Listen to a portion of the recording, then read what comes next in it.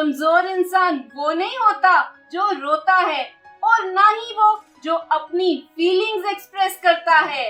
असली वीकनेस अक्सर उन छोटी बातों में छुपी होती है जिन्हें हम नॉर्मल समझकर रोज रिपीट करते रहते हैं। साइकोलॉजी बताती है कि लोग आपके बारे में सबसे पहला इंप्रेशन आपके वर्ड से कम और आपके बिहेवियर से ज्यादा बनाते हैं, और कई बार आपको खुद भी पता नहीं होता कि आपकी कुछ आदतें सामने वाले को क्या सिग्नल दे रही हैं। आज हम बात करेंगे 7 ऐसे बिहेवियर्स की जो बिना आपको रियलाइज हुए आपकी इमेज को वीक बना सकते हैं, और इन्हें समझना किसी और को बदलने के लिए नहीं, खुद को और अवेयर बनाने के लिए जरूरी है।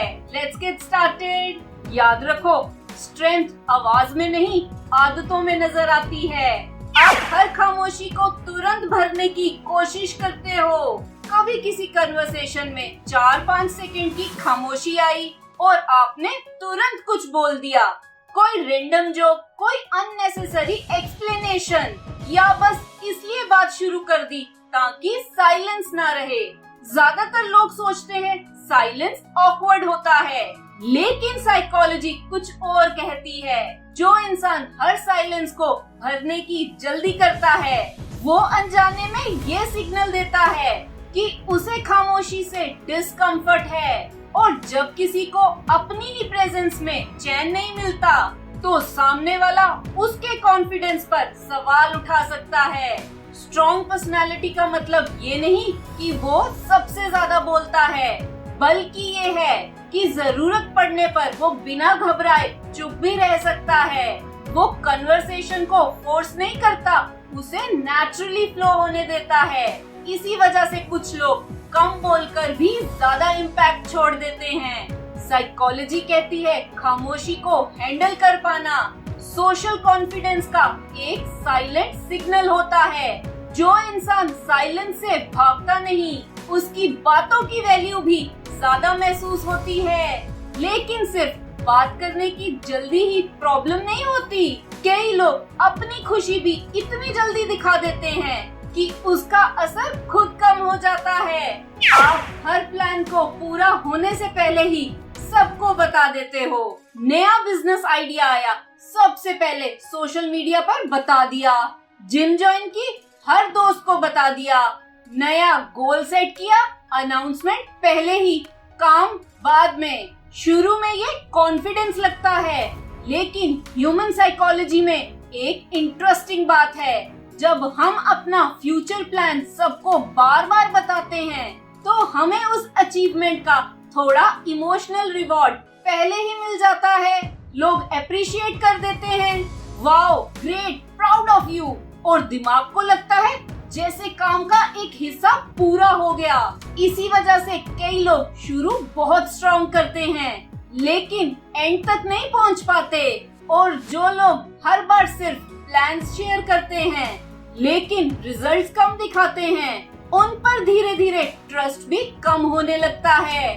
इसके उल्टे जो लोग क्वाइटली काम करते हैं और रिजल्ट के बाद बोलते हैं, उनका इम्पैक्ट नेचुरली ज्यादा होता है, क्योंकि उनकी बात नहीं, काम बोलता है। साइकोलॉजी कहती है अनाउंसमेंट मोटिवेशन देता हुआ लग सकता है, लेकिन कई बार वो मोटिवेशन को कंज्यूम भी कर देता है। इसलिए हर सपना दुनिया को बताना जरूरी नहीं। कुछ गोल्स को सिर्फ डिसिप्लिन के साथ जीना पड़ता है। आप जीत से पहले ही जश्न मनाने लगते हो, ये बहुत कॉमन हैबिट है।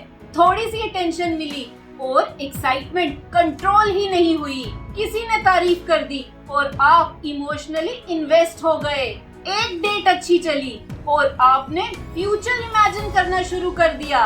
एक कॉम्प्लीमेंट मिला और आपको लगा सब सेट हो गया।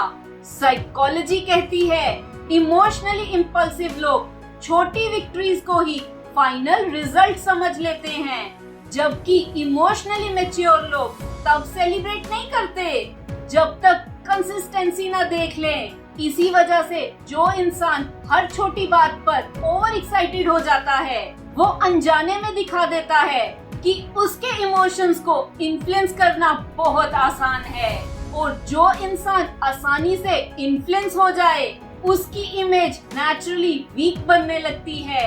साइकोलॉजी कहती है इमोशनल एक्साइटमेंट गलत नहीं है, लेकिन हर छोटी जीत को डेस्टिनेशन समझना आपको इमोशनली प्रिडिक्टेबल बना देता है। आप एक इंसान के लिए पूरा स्केड्यूल बदल देते हो। सोचो, आपका पूरा दिन प्लान्ड था, जिम, वर्क, फैमिली, रेस्ट, लेकिन जैसे ही उसका मैसेज आया सब कैंसल, सिर्फ इसलिए क्योंकि उसने कहा मिलना है। एक बार करना प्रॉब्लम नहीं, लेकिन अगर ये आदत बन जाए तो धीरे धीरे एक सिग्नल जाता है। इस इंसान की अपनी प्रायोरिटीज फ्लेक्सिबल नहीं, नॉन एग्जिस्टेंट हैं। साइकोलॉजी में लोग सिर्फ ये नहीं देखते कि आप उनके लिए क्या करते हो, वो ये भी देखते हैं कि आप अपनी लाइफ को कितना इम्पोर्टेंस देते हो। जो इंसान हर बार अपनी प्रायोरिटीज छोड़ देता है, उसकी प्रायोरिटीज की वैल्यू भी धीरे धीरे कम हो जाती है, और रिस्पेक्ट वहीं टिकती है जहां बैलेंस होता है।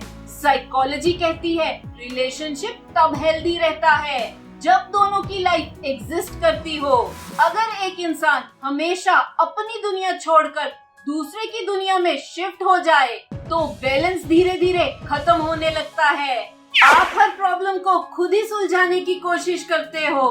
कभी किसी ने सिर्फ इतना कहा आज मूड थोड़ा ऑफ है, और आप तुरंत बोल पड़ते हो चलो ये करो, उससे बात कर लो, बाहर घूमाओ, मैं बताता हूँ क्या करना चाहिए।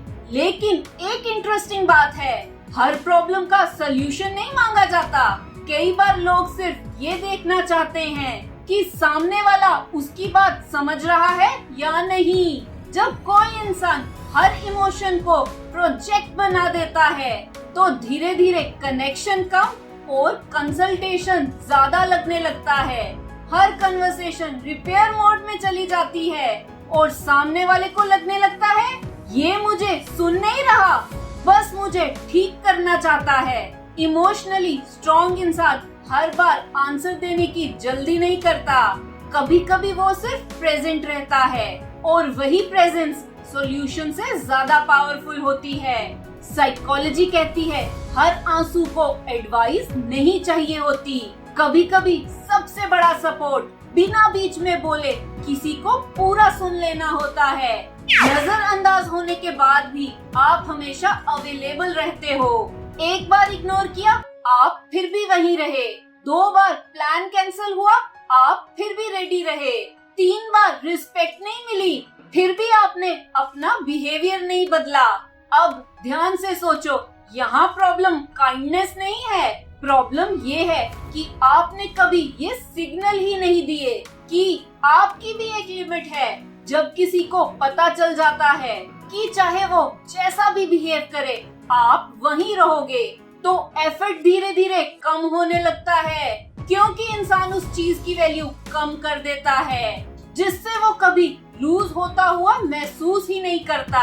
स्ट्रॉन्ग होना रूड होना नहीं है, स्ट्रॉन्ग होना मतलब ये जानना कि किस पॉइंट के बाद पीछे हटना जरूरी है। साइकोलॉजी कहती है जो इंसान हर हाल में रुक जाता है उसकी लॉयल्टी नहीं, उसकी लिमिट्स टेस्ट होने लगती हैं, और जहाँ लिमिट्स क्लियर होती हैं वहीं रिस्पेक्ट टिकती है।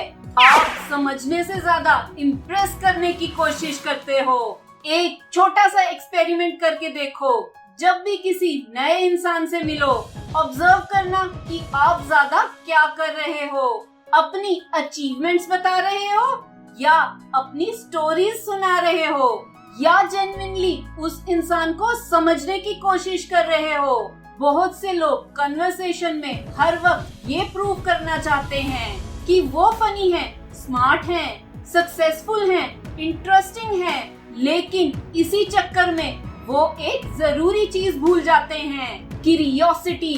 साइकोलॉजी कहती है लोग उन्हें याद नहीं रखते जो सिर्फ अपने बारे में बोलते रहते हैं, लोग उन्हें याद रखते हैं जिनके साथ बात करके उन्हें लगता है इस इंसान ने मुझे सच में सुना। स्ट्रॉन्ग पर्सनालिटी का मतलब हर कन्वर्सेशन का सेंटर बनना नहीं होता।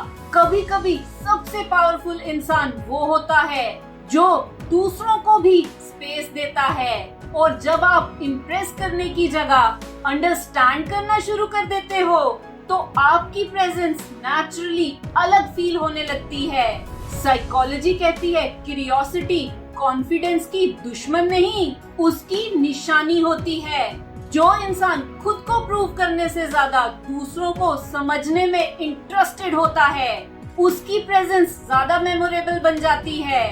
तो वॉरियर्स, वीकनेस का मतलब कभी ये नहीं होता कि आप इमोशनल हो या आप काइंड हो या आप केयरिंग हो। असली वीकनेस तब शुरू होती है जब आपकी आदतें आपके खिलाफ काम करने लगती हैं। और अच्छी बात यह है, आदतें बदली जा सकती हैं। एक दिन में नहीं, लेकिन हर दिन थोड़ा थोड़ा। याद रखिए, स्ट्रॉन्ग दिखने की जरूरत नहीं होती, स्ट्रॉन्ग बनने की जरूरत होती है।